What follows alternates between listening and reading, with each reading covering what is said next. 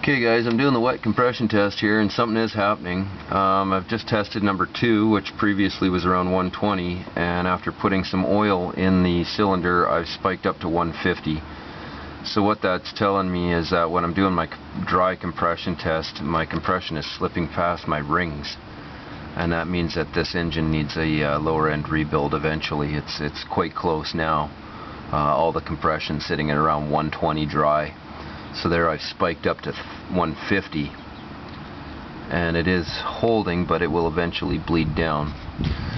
So to do the wet compression test on the next cylinder, I'm just going to take another squirt of my engine oil and put that in the next cylinder, transfer over the compression tester, and turn her over till about a count of 6.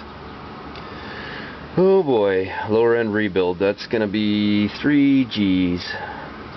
Anyways, keep the rubber side down.